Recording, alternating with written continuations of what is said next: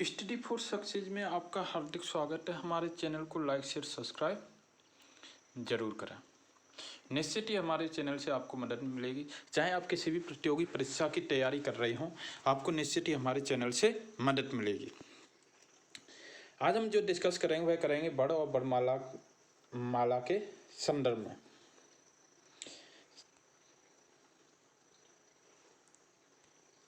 बड़ बड़माला की परिभाषा क्या होती है, बड़ किसे कहते हैं, आज हम जो डिस्कस करेंगे बड़ किसे कहते हैं। बड़ उस मूल ध्वनि को कहते हैं जिसके खंड या टुकड़े नहीं किए जा सकते हैं, जैसे आ ई वा चा का खा इत्यादि। बड़ भाषा की सबसे छोटी इकाई, इसके लिए खंड नहीं किए जा सकते हैं। उदाहरण द्वारा मूल ध्वनियों को यहाँ स्पष्ट किया जा सकता है। जैसे राम और गया में 4 मूल ध्वनियाँ हैं जिनके खंड नहीं किए जा सकते हैं, जैसे आ, रा, आ, मा, आ। तो इसका टोटल जो शब्द बना है वह मिलके इनसे क्या बना है, राम। गा, आ, या, आ, गया। इन्हीं अखंड मूल ध्वनियों को बड़ कहते हैं। हर बड़ की अपनी लिपि होती है। लिपि को बड़ संकेत भी कहते हैं। हिंदी में कितने बड़ होते हैं, हिंदी की अगर बड़ की बात की जाए तो हिंदी में जो बड़ होते हैं वह कितने होते हैं, 52 बड़ होते हैं। अब तक आपने क्या पढ़ा, बड़ पढ़ा था। अब हम बड़माला। बड़माला किसे कहते हैं, बड़ों के समूह को बड़माला कहते हैं। बड़ों के समूह को ही बड़माला कहते हैं। इसे हम ऐसे भी कह सकते हैं, किसी भी भाषा के समस्त बड़ों के समूह को बड़माला कहते हैं। प्रत्येक भाषा की अपनी बड़माला होती है। जो जितनी भी भाषा है उसकी प्रत्येक की क्या होती है, अपनी बड़माला होती है। हिंदी में अगर मैं बात करें तो आ का खा गा। अंग्रेजी में बात करें ABCDE। अगर इसके डॉट यानी और भी इससे आगे जितने भी हैं वो क्या हो जाते हैं, इसकी बड़माला हो जाएंगी। सभी चाहे स्वर, वॉवल्स और कॉन्सोनेंट मिलकर जो बने होते हैं उसे हम क्या कहते हैं, बड़माला कहते हैं। अब आगे जो डिस्कस करेंगे वह क्या है, बड़ के भेद। बड़ के भेद क्या क्या है उसके बारे में हम डिस्कस करें। बड़ के भेद, हिंदी भाषा में बड़ 2 प्रकार के होते हैं। नंबर 1 वॉवल्स होते हैं और नंबर 2 कॉन्सोनेंट होते हैं। वॉवल्स किसे कहते हैं, वे बड़ जिनके उच्चारण में किसी अन्य की सहायता की आवश्यकता नहीं होती है। जिनके अन्य की किसी सहायता नहीं होती उसे हम क्या कहते हैं, बड़ कहते हैं। स्वर वॉवल्स कहलाते हैं। इसके उच्चारण में कंठ तालु का उपयोग जीभ ओंठ का नहीं है। इसमें जो तालु का उपयोग होता है जीभ ओंठ का नहीं होता है। हिंदी में बड़माला की अगर बात की जाए, बड़माला में कितने स्वर होते हैं, तो हिंदी के जो बड़माला होते हैं उसमें कितने स्वर होते हैं, 16 स्वर होते हैं। आ ई उ ए ओ उ अंग अंगा ऋषि ऋषु लरा। अब स्वर के भेद जो आ जाते हैं ये आपके टोटल कितने हो जाते हैं, 16 हो जाते हैं। कितने टोटल 16 हैं। अगर हिंदी में बात की जाए तो कितने वोवल्स होते हैं, 16 होते हैं। अगर हमें इंग्लिश की बात की जाए तो A E I O U। अगर इंग्लिश की वोवल्स की बात की जाए तो इंग्लिश में जो वोवल्स होते हैं वो कितने होते हैं, 5 होते हैं। जबकि हिंदी में स्वर कितने होते हैं, 16 होते हैं। स्वर के भेद, स्वर के मुख्यतः कितने भेद होते हैं, 2 होते हैं, मूल स्वर और संयुक्त स्वर। मूल स्वर में आपका आ जाता आ ई उ ए ओ। यानी कितने आ जाते हैं, मूल स्वर जो होते हैं वह क्या हो जाते हैं, आ ई उ ए ओ। संयुक्त स्वर की अगर मैं बात करूं तो ए और ओ। यानी जो ए जो बनी हुई है, बड़ी ए किससे, छोटे आ और ए से मिलके बनी हुई है। और जबकि अगर ओ की बात की जाए तो ओ किससे मिलके बना है, छोटे आ और छोटे ओ से मिलके बना हुआ है, जो ओखली वाला है वो उससे मिलके बना हुआ। अब हम यहाँ पर मूल स्वर के भेद की बात कर ली जाए तो मूल स्वर के भेद कितने होते हैं, मूल स्वर के भेद 3 होते हैं, ह्रस्व स्वर, दीर्घ स्वर और प्लुप्त स्वर। सबसे पहले मैं जो बात करेंगे वह किसकी करें, ह्रस्व स्वर की बात करेंगे कि उसमें कौन कौन से स्वर में है, ह्रस्व स्वर में क्या होता है उसके बारे में हम डिस्कस करें। ह्रस्व स्वर, जिन स्वरों के उच्चारण में कम समय लगता है उन्हें ह्रस्व स्वर कहते हैं। ह्रस्व स्वर कितने प्रकार के होते हैं, 4 प्रकार के होते हैं। आ उ ऋषि। ऋषि की अगर मात्रा की बात की जाए तो ऋषि की मात्रा जो लगती है वो इस प्रकार से लगती है, नीचे की तरफ। जैसे गणना में अगर लिखा जाए तो गणना में जो मात्रा इस्तेमाल होती है वह किसकी होती है, ऋषि वाली मात्रा के रूप में लगाई जाती है, तथा उच्चारण री की तरह होता है। गिरना की अगर बात करें तो उच्चारण कैसी री की तरह। दीर्घ स्वर किसे कहते हैं? वे स्वर जिनके उच्चारण में ह्रस्व स्वर को दोगुना समय लगता है उन वे दीर्घ स्वर कहलाते हैं। यानी पहले इसमें क्या है, इसमें यानी अगर ह्रस्व स्वर की बात की जाए तो ह्रस्व स्वर में समय कितना लगता था? बहुत कम लगता था। जबकि अगर इसमें दो दीर्घ स्वर की बात करी जाए तो दीर्घ स्वर में समय उससे ह्रस्व स्वर से अधिक लगता है, दोगुना समय लगता है। तो उन्हें क्या कहते हैं? वे जो होते हैं जिसमें दोगुना समय लगता है उसे हम दीर्घ स्वर कहते हैं। सरल शब्दों में अगर बात की जाए तो सरल शब्दों में स्वरों के उच्चारण में अधिक समय लगता है, उन्हें दीर्घ स्वर कहते हैं। स्वरों के उच्चारण में जैसे दीर्घ स्वर कितने प्रकार के होते हैं? 7 प्रकार के होते हैं। कितने प्रकार के होते हैं? 7 प्रकार के होते हैं। अभी यहाँ पर आपने क्या देखा था कि जो ह्रस्व स्वर हैं वह कितने 4 प्रकार के होते हैं। अगर यहाँ पर एक क्वेश्चन ये बन सकता है कि ह्रस्व स्वर कितने प्रकार के होते हैं, तो बता देना 4 प्रकार के होते हैं। और यहाँ पर ये क्वेश्चन बन जाएगा कि दीर्घ स्वर कितने प्रकार के होते हैं, तो दीर्घ स्वर 7 प्रकार के होते हैं। कौन कौन से होते हैं? अगर उसके ज़्यादा डिफिकल्ट अगर पेपर बनाना होगा तो उसमें आपका बता सकता कि कितने कौन कौन से होते हैं। तो उसमें आ सकता आ ई उ ए ओ ओ, या फिर यहाँ पर ये पूछ लिया जाए कि बड़ा आ आपका क्या दीर्घ स्वर है या बड़ी। यानी यहाँ पर एक चीज देखिए, बड़े आ और बड़ी ए बड़ा ऊ, छोटी ए बड़ी ए, छोटो बड़ो, यानी जो 7 स्वर हैं वह कौन कौन से हैं? वो आ ई उ ए ओ, ये 7 स्वर आपके हो गए। अब दीर्घ स्वरों के अगर दीर्घ स्वर की बात की जाए तो दीर्घ स्वर 2 शब्दों के योग से बनते हैं। जैसे आ जो बड़ा आ बना हुआ है वह किससे? छोटे आ प्लस छोटे आ से 2 आ मिले हैं, तब कितना बना है? बड़ा आ मिलके बना हुआ है। अगर बड़ी ई की बात की जाए तो छोटी 2 बार मिली है, तब जाके एक बड़ी ई की मात्रा बनी हुई है।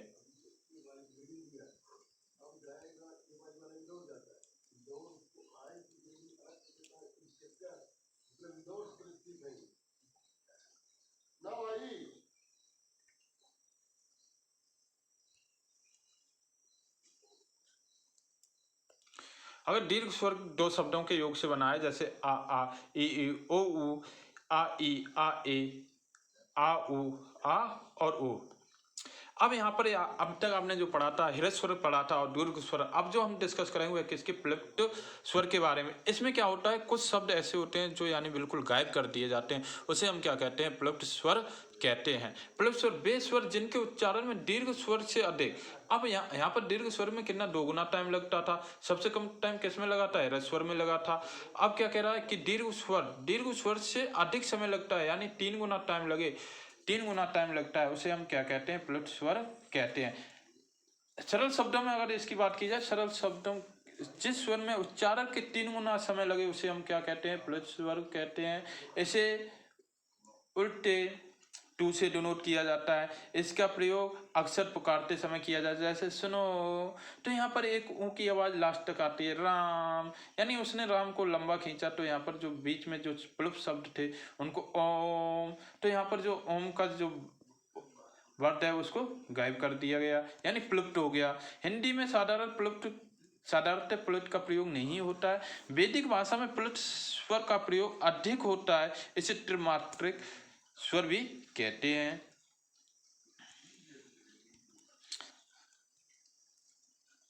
त्रिमात्रिक स्वर भी कहते हैं। आ अंगा आयोगवास कहलाते हैं। वर्णमाला में इसका स्थान स्वरों के बाद और उच्चारण से पहले किया जाता है। अंगा के अनुसार आ अंगा, अंग और अंगा, अंग और अंगाम देखिए, ये अंग किसमें इस्तेमाल होता है? अंगूर में। अंगा जहाँ पर विसर्ग सर्ग का इस्तेमाल होगा वहाँ पर किसका इस्तेमाल करते हैं?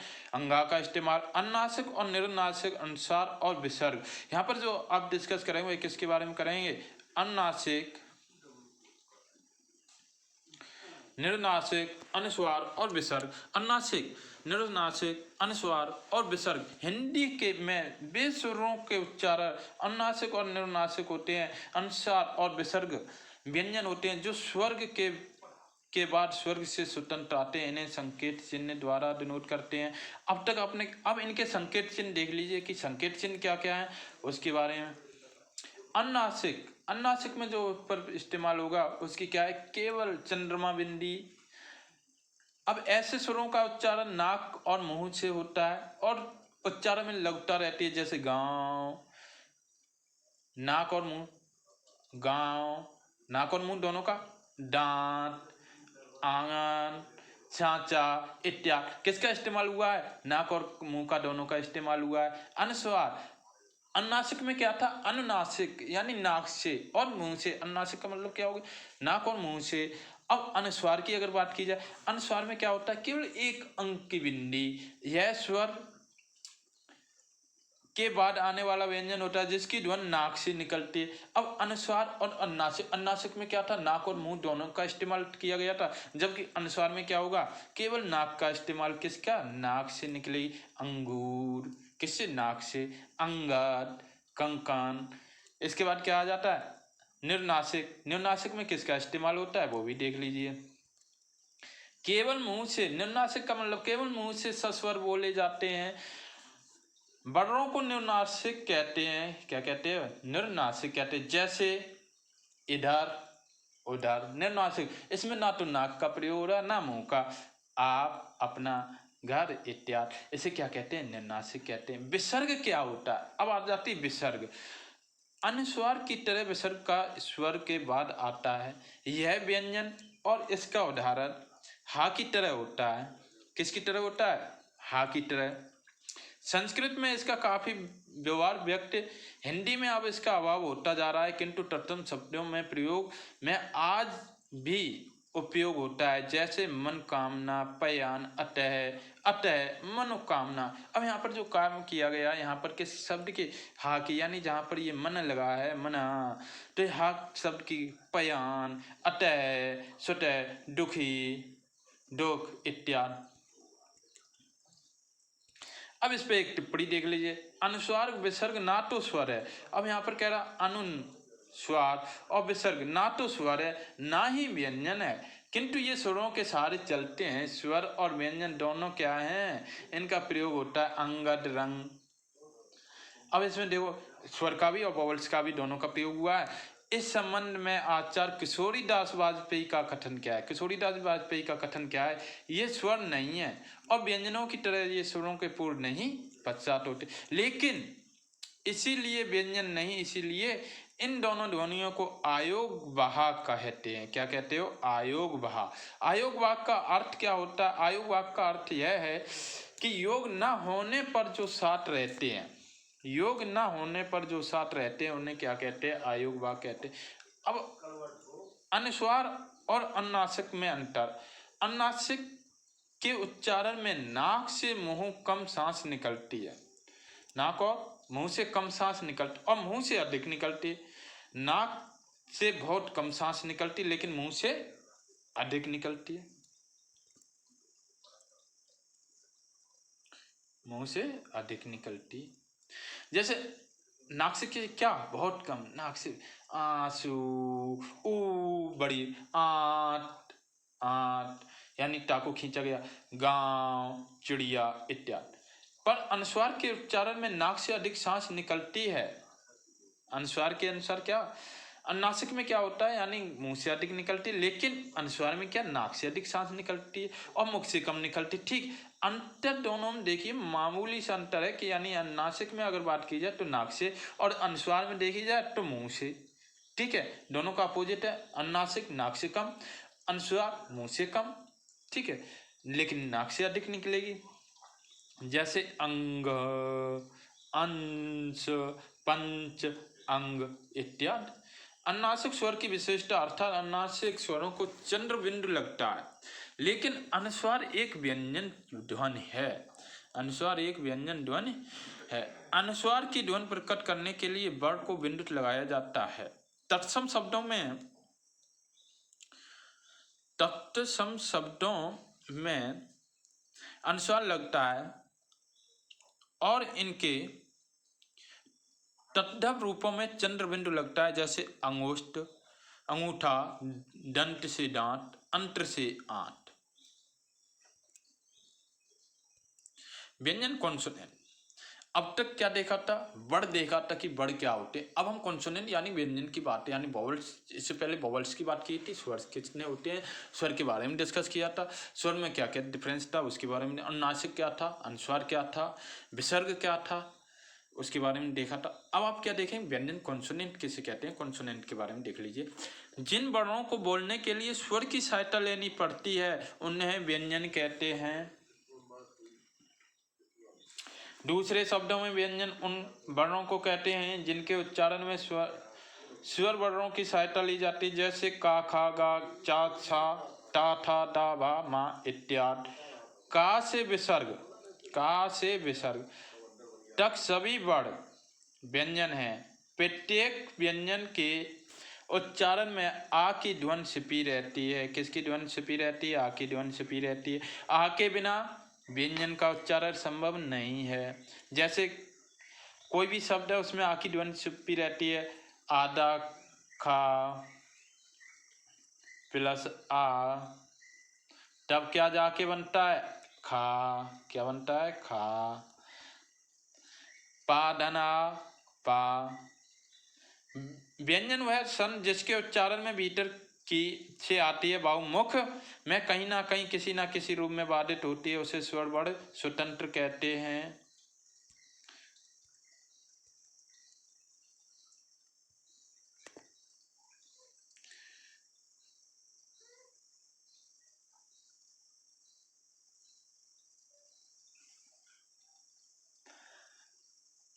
स्वर वर्ण स्वतंत्र और व्यंजन वर्ण स्वर पर आश्रित होते हैं। हिंदी में व्यंजन वर्गों की संख्या 33 होती है। व्यंजनों के प्रकार, व्यंजन कितने प्रकार के होते हैं? 3 प्रकार के होते हैं, स्पर्श व्यंजन, अंतःस्थ व्यंजन और ऊष्म व्यंजन। स्पर्श व्यंजन की अगर बात की जाए तो स्पर्श व्यंजन का अर्थ होता है कि छूना। स्पर्श का मतलब क्या होता है? छूना। जिन शब्दों का उच्चारण करते समय जीभ मुंह के किसी भाग जैसे कंठ तालु, मूर्धा, दांत तथा ओंठ से स्पर्श करती है, उन्हें क्या कहते हैं? स्पर्श व्यंजन। दूसरे शब्दों में अगर ये कहीं बोला जाए तो ये कंठ तालु, मुद्रा, दंत और ओष्ठ स्थानों से स्पर्श में बोले जाते हैं।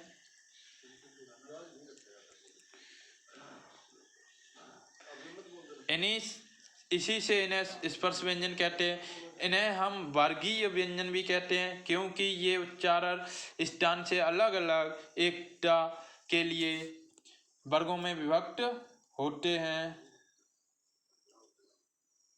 ये 25 होते हैं। कितने होते हैं? 25 होते हैं। का वर्ग में अगर बात की जाए, जितने का वर्ग के होते हैं वो कौन से होते हैं? कंठ वाले स्वर होते हैं, जैसे का, खा, गा, घड़ा, अणा। चा वाले जो होते हैं उन्हें क्या कहते हैं? तालु स्पर्श कहते हैं। चा, सा, जा, झा, राणा। ये कौन से? कंठ वाले क्या से हो गए? का से। चा वाले किससे हो गए? चावर के। तालु से। तालु से कौन से हो गए? चावर के। कावर से कंठ वाले हो गए। अब आ जाता है टावर्ग। टावर्ग किससे हो गया? पहले क्या था? कंठ था, फिर क्या था? तालु था, अब क्या आ गया? मूर्धा आ गया। मूर्धा वाले किससे हैं? टावर्ग। टा, था, दा, डाड़ा, डलिया, अणा, ढक्कन। ठीक है, तो ये किससे आ गए? ये आपके सारे ता, था, डाड़ा, अणा किससे आ गए? मूर्धा से हो गए। अब दांतों से स्पर्श करने वाले जितने टावर के हैं वो किससे होते हैं? दांतों से स्पर्श होते हैं। टा, था, दा, दा, ना, ये टा, था, दा, धा, ना, ये दांतों से स्पर्श होते हैं। किससे होते हैं? दांतों से स्पर्श होते हैं। अब अगर ओंठों से स्पर्श की बात की जाए तो ओंठों से स्पर्श वाले पा, फा, बा, भा, मा, ये किससे हो गए? ओंठों से स्पर्श हो गए। अगर अंतःस्थ व्यंजन की अगर बात की जाए तो अंत्य का अर्थ होता है भीतर।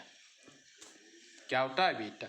उच्चारण के समय जो व्यंजन मुंह से भीतर ही रहे अतः उन्हें अंतःस्थ व्यंजन कहते हैं। क्या कहते हैं? अंतःस्थ व्यंजन कहते हैं। अंत्य का मतलब होता है मध्य, बीच, स्थित। इन व्यंजनों के उच्चारण स्वर और व्यंजन के मध्य का से होता है। उच्चारण के समय जिया मुख से किसी भाग से स्पर्श नहीं करती है। ये व्यंजन कितने होते हैं? 4 होते हैं। कौन कौन से होते हैं? या, रा, ला, वा। कौन कौन से होते हैं? या, रा, ला, वा। इनका उच्चारण जीभ, तालु, दंत, दांत, ओंठों के परस्पर सताने से होता है, किंतु कहीं भी पूर्व स्पर्श नहीं होता है। अतः ये चारों अंतःस्थ व्यंजन अर्ध स्वर कहलाते हैं ऊष्म व्यंजन। अगर हम ऊष्म व्यंजन की बात करें तो ऊष्म का अर्थ होता है गर्म। ऊष्म का अर्थ क्या होता है? गर्म। यानी वर्णों के उच्चारण में के समय हवा मुंह के विभिन्न भागों से टकराए और सांस में गर्मी पैदा हो, उन्हें हम क्या कहते हैं? ऊष्म व्यंजन कहते हैं। ऊष्म गर्म इन व्यंजनों का उच्चारण के समय वायु मुख से रगड़ खाकर, किससे? वायु कहाँ से रगड़ खाएगी? मुख से रगड़ खाएगी भैया। खाकर ऊष्मा पैदा करती है, यानी ऊष्मा उच्चारण के समय मुख से गर्म हवा निकलती है। ऊष्म व्यंजन का उच्चारण एक प्रकार की रगड़ या घर्षण से उत्पन्न ऊष्म वायु से होता है। ये कितने प्रकार के होते हैं? 4 प्रकार के होते हैं। कौन से होते हैं? सा, हा। ऊष्म व्यंजन कितने होते हैं? 4 प्रकार के होते हैं। इम्पोर्टेंट है, अगर यहाँ पर ये पूछ लिया जाए कि ऊष्म व्यंजन कितने प्रकार के होते हैं, तो ऊष्म व्यंजन 4 प्रकार के होते हैं। नोट कर लो। उच्चारण स्थान के आधार पर व्यंजनों का वर्गीकरण। व्यंजनों के उच्चारण करते समय हवा मुख से अलग अलग भागों से टकराती। किससे टकराती? अलग अलग भागों से टकराती। उच्चारण में अंकों के आधार पर व्यंजनों का वर्गीकरण इस प्रकार है। किस प्रकार है? चलो देखते हैं। कंठ। कंठ का मतलब होता है गले से। कंठ का मतलब क्या होता है? गले से। का, खा, गा, घाड़ा। तालु कठोर तालु से। चा, सा, जा, झाड़ा या सा। मूर्धन्य। मूर्धन्य कठोर तालु के अगले भाग से। टा, था, दा, धा, ड़ा, राणा सा।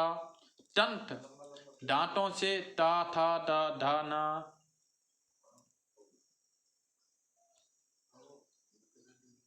वर्ष दांतों के मूल से। दंत किससे हो गया?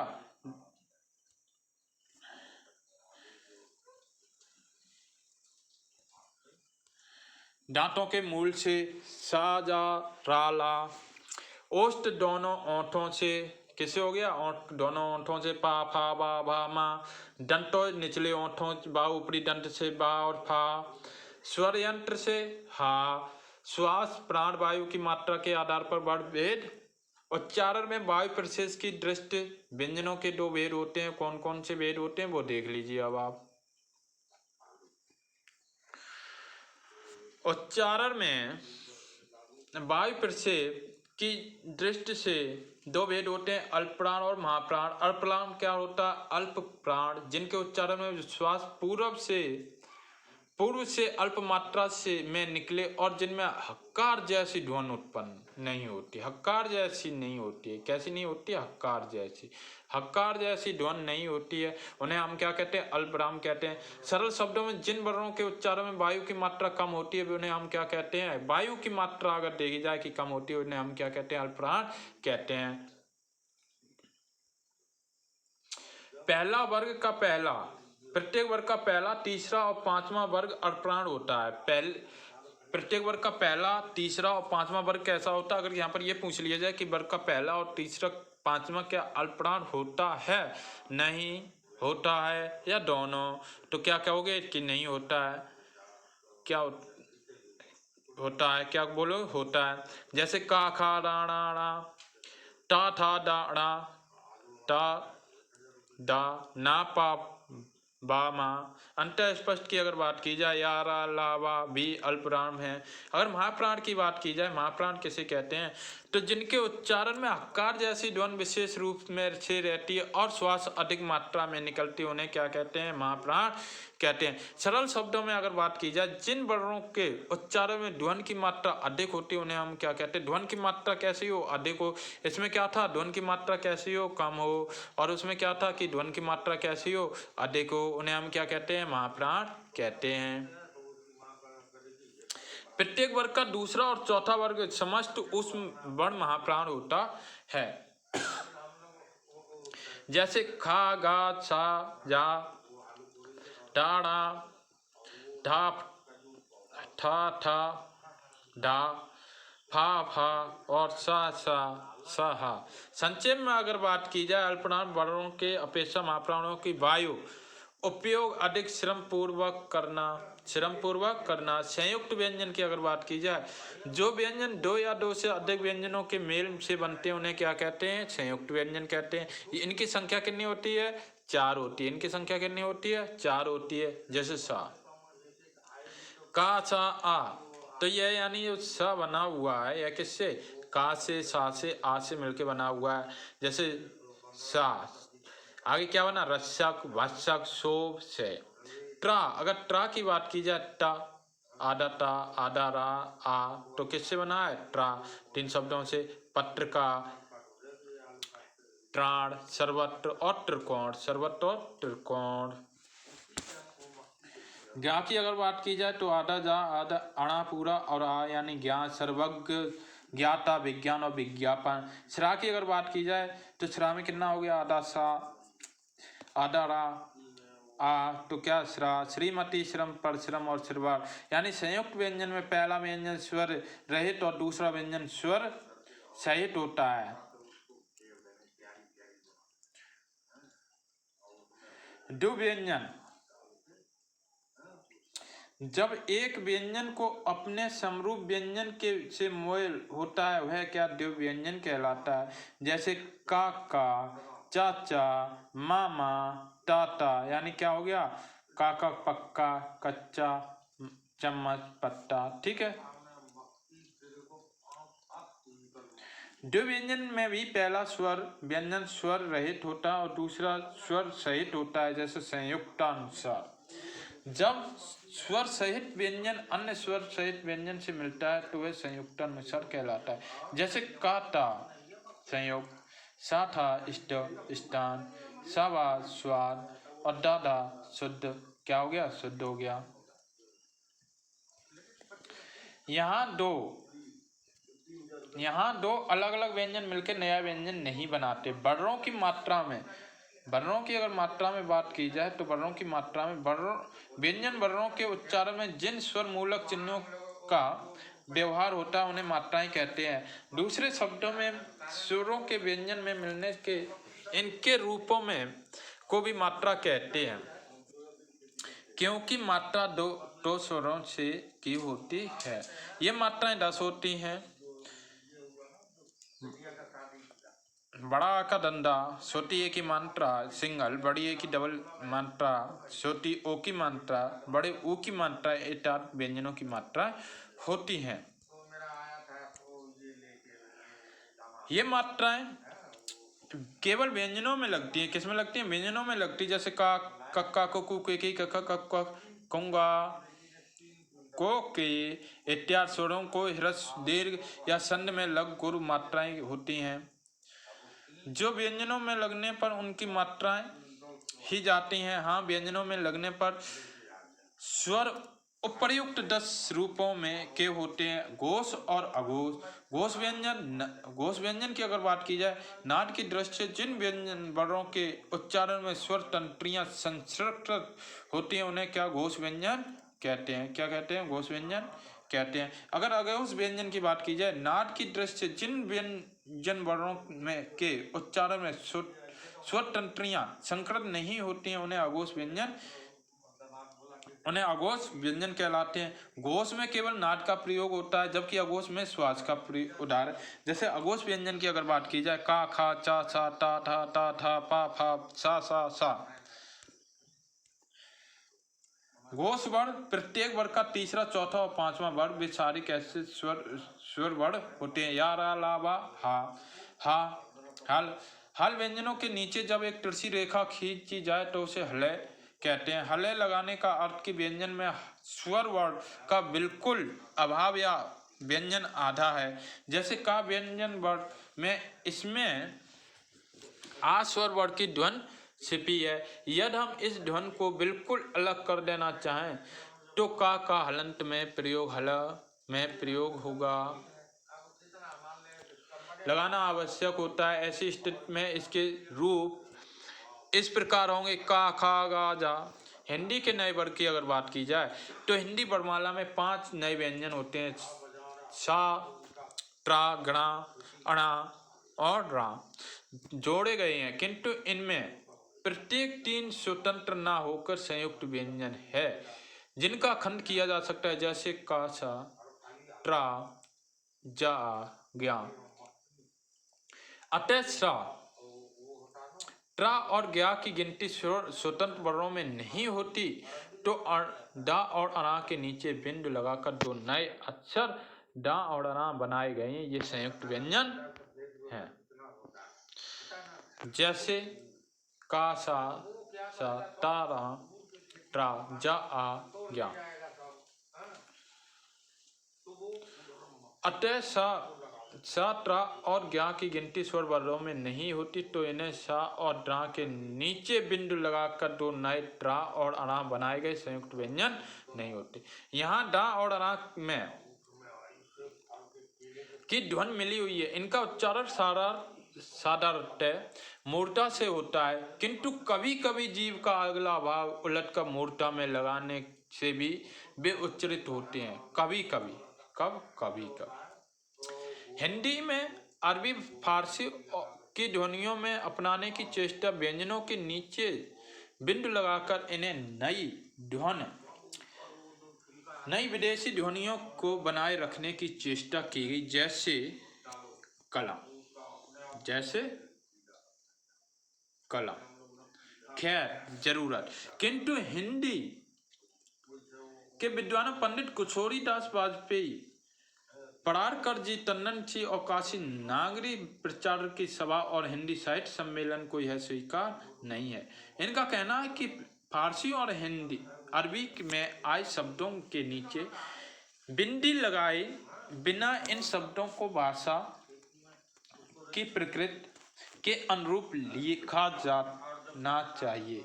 बांग्ला और मराठी में भी ऐसा ही होता है। वर्णों का उच्चारण, कोई भी वर्ण मुंह से भिन्न भिन्न भागों से बोला जाता है, इन्हें उच्चारण स्थान कहते हैं। मुख के 6 भाग हैं: कंठ, तालु, मूर्धादान, ओष्ठ और नाक। हिंदी के सभी वर्गों इन्हीं से अनुशासित और उच्चारित होते हैं। क्योंकि उच्चारण स्थान भिन्न, इसलिए वर्णों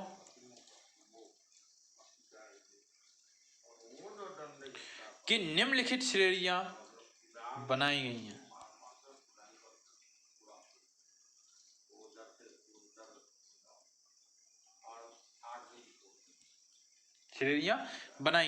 कंठ है, कंठ और निचली जीभ से स्पर्श होने वाले आ काबर, हा और विसर्ग। तालव और जीभ से स्पर्श से बोले जाने वाले बड़, ई चा वर्ग से या और सा। मूर्धन, मुर्दा और जीभ से स्पर्श बड़, टा वर्ग, रा और सा। दंतित, दांत और जीभ से के स्पर्श से बोले जाने वाले टा वर्ग और ला से। ओष्ठ की अगर बात की जाए तो दोनों ओठों के स्पर्श से बोले जाने वाले आ उ वर्ग, पा वर्ग। ओष्ठ दोनों ओठों से स्पर्श से बोले जाने वाले वर्ग उ और ऊ पा वर्ग। कंठ तालव से अगर बात की जाए, कंठ तालु से जीभ से स्पर्श बोले जाने वाले वर्ड ए हैं। कंठ कोष्ठ से कंठ द्वारा जीभ और ओंठों के कुछ स्पर्श से बोले जाने वाले वर्ड ओ हैं। दंतों से दांत और जीभ और ओंठों से कुछ योग को बोला जाने वाले वर्ड बा। स्वर वर्णों का उच्चारण आ का उच्चारण है कंठ ध्वन और इसमें व्यंजन मिला रहता है, जैसे का आ, जबकि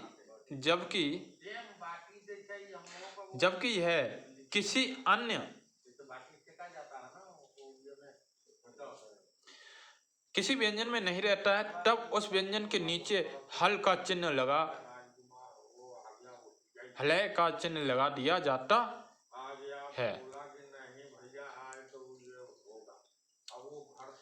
हिंदी के प्रत्येक शब्द में अंतिम आ लगने वाले उच्चारण हलंत सा होता है, जैसे नमक, रात्र है, दिन है, मन है, रूप, पुस्तक, किस्मत है इत्यादि। इसके अतिरिक्त अगर यद का कारण शब्द में निम्नलिखित अंतिम वर्ण संयुक्त हो तो अत्यंत आ का उच्चारण पूरा होता है, जैसे सत्य, ब्रह्म और खंड, धर्म इत्यादि। इतना ही नहीं, यदि ई उ के बाद या आए तो अत्यंत का उच्चारण पूरा होता है, जैसे प्रिय और आत्मी और राजस्वी।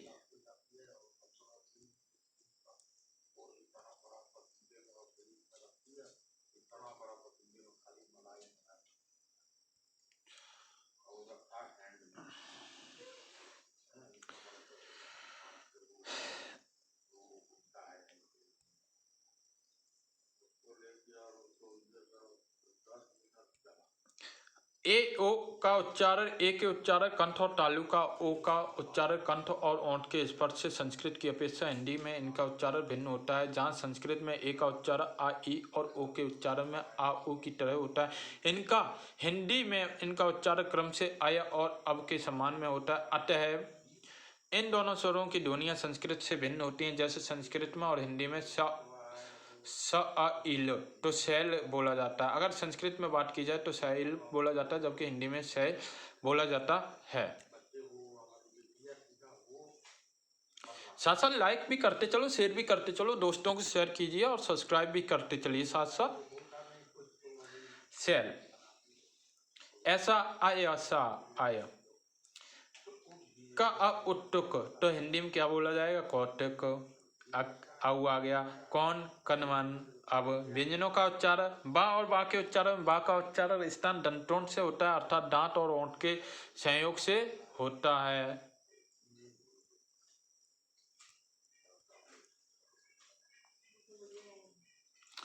बा का उच्चारण और बा वत वा वक्री का उच्चारण दो ओंठों के मेल से होता है। हिंदी में इनका उच्चारण लिखावट पर पूरा ध्यान नहीं दिया जाता है। नतीजा यह होता है कि लिखने या बोलने में बनती बोलें हो जया करती हैं। वेद और वेद, वायु और वायु, जबकि वायु कौन सा सही है? ये वाला सही है, लेकिन ये कैसा है? गलत है। तो इन कहना भद्दा लगता है। संस्कृत में वा का प्रयोग कम होता है, हिंदी में बहुत अधिक होता है। यही कारण है कि संस्कृत में तत्सम शब्दों में प्रयुक्त वा बढ़ के हिंदी में वा लिख दिया जाता है। बात यह है कि हिंदी भाषी बोलचाल वा का उच्चारण एक ही तरह करते हैं, इसीलिए लिखने भूल हो जाया करती है। इसके फलस्वरूप शब्दों का प्रयोग अशुद्ध प्रयोग होता है, इससे अर्थ का अनर्थ होता है। कुछ उदाहरण इस प्रकार हैं। बास में रहने वाला, बास, बास रहने का स्थान निवास, बास सुगंध गुजर, बंसी मुरली, बंसी मछली फंसाने। अब बंसी कौन होता है? मुरलीधर। मुरली श्री कृष्ण मुरारी की जय।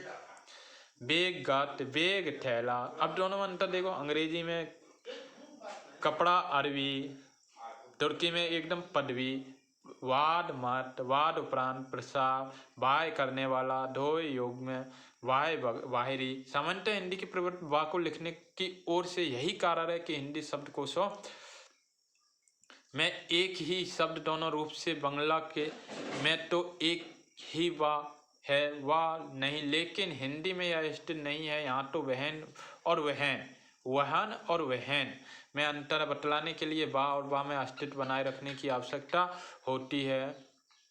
अड़ा और अड़ा में के उच्चारण हिंदी वर्णमाला में दो नए वर्ण हैं जिनका संस्कृत में अभाव है। हिंदी में दा और अड़ा के नीचे बिंदु लगाने से इनकी रचना हुई। वास्तव में ये वैदिक वर्णों के का, कह के विकसित के रूप में इनका प्रयोग शब्द के मध्य या अंत में होता है। इनका उच्चारण करते समय जीभ झटके से ऊपर उठती है। कैसे उठती है? अगर हम इनका उच्चारण करें तो झटके से ऊपर उठेगी। इन्हें उत्सृत यानी ऊपर फेंका हुआ व्यंजन भी कहते हैं, जैसे सड़क, सड़क झटके से उठी। हाड़, गाड़ी, पकड़ना, चढ़ना, गाड़ी। सा के उच्चारण की अगर बात कर ली जाए तो इनके उच्चारण कैसे होते हैं? ये तीनों कैसे हैं? ऊष्म व्यंजन है। सा कैसे व्यंजन है? ऊष्म व्यंजन है। ऊष्म व्यंजन है क्योंकि इन्हें बोलने में सांस की ऊष्मा चलती रहती है। ये संघर्षी होते हैं। सा के उच्चारण में जहाँ तालु से स्पर्श हवा दोनों बगलों से स्पर्श करती हुई निकल जाती है, पर सा के उच्चारण से जी हाँ मूड को स्पर्श करती है। अतः सा तालम वर्ड से, सा मूर्ध वर्ड से। हिंदी में अब सा का उच्चारण सा के समान होता है। सा वर्ग का उच्चारण में नहीं, पर लेखन सामग्री के रूप में सा का प्रयोग तत्सम शब्दों से होता है, जैसे अनुष्ठान, विषाद, निष्ठा और विषम, कसाय आदि से। सा और सा के उच्चारण में भेद स्पष्ट होता है। जहाँ सा का उच्चारण होता है वहाँ जिया तालु के स्पर्श करती है। किससे करती है? जिया तालु से स्पर्श करती है। वहाँ सा के उच्चारण में जिया दांत से। अब यानी सा, देखो सा सलजम वाले अगर सा की बात की जाए तो सा जिया तालु से। सा की अगर सड़क से बात की जाए तो किससे? जिया दांत से स्पर्श करेगी। सा वर्ग सामान्यतः संस्कृत, फारसी, अरबी और अंग्रेजी शब्दों में पाया जाता है। पंच, अंश, शराब, शीशा, लाश, स्टेशन, कमीशन इत्यादि हिंदी में की बोलियां में सा का स्थान सा ने लिया है, जबकि सा और सा में अशुद्ध उच्चारण से गलत शब्द बन जाते हैं। उनका अर्थ ही बदल जाता है। अर्थ का और उच्चारण में अंतर को दिखलाने के लिए कुछ उदाहरण इस प्रकार से नीचे दिए गए हैं, वो आप जरूर देखें। अंश भाग, अंश कंधा। अब देखो अंश का मतलब भाग होता है और अंश का मतलब क्या? कंधा। सकल खंड, सकल सारा, सर बाण और सर ताला। शंकर महादेव, शंकर मिश्रित, श्रव कुत्ता, स्व अपना, शांत देव युक्त और शांत अंत्य सेठ। अड़ा, दा और अड़ा, डा और ढा का उच्चारण की अगर बात की जाए तो इसका उच्चारण शब्द के आरंभ में द्वितीय और ऋषभ शब्द के बाद अनुनासिक व्यंजन के संयुक्त से होता है। जैसे डाका, डमरू, ढाका, ढकना, ढोल शब्द में आरंभ में गड्ढा, गड्ढा, दंत, पिंड, चंद, मंदा, प्रस, स्वर और पाश्रम अनुनासिक व्यंजन के संयोग पर होते हैं। यहाँ तक जो आपका था क्या था? बड़ और बड़माला। बड़ और बड़माला यहाँ तक आपकी फिनिश हो जाती है। जितने भी बड़ और बड़माला से जो इम्पोर्टेंट थ्योरी थी वह मैंने आपको बता दी। बड़ और बड़माला से जो रिलेटिव था वह यहाँ पर ख़त्म होती है। हमारे चैनल को लाइक से सब्सक्राइब जरूर करें। निश्चित ही हमारे चैनल से आप किसी भी कम्पिटिटिव एग्जाम की अगर तैयारी कर रहे हैं तो निश्चित ही हमारे चैनल से आपको मदद मिलेगी। लाइक से सब्सक्राइब। अगर आप हमारे व्हाट्सएप ग्रुप से भी जुड़ना चाहते हो तो उसका लिंक डिस्क्रिप्शन में दिया गया है, आप ज्वाइन हो सकते हैं। Thanks for watching. जय हिंद, जय भारत।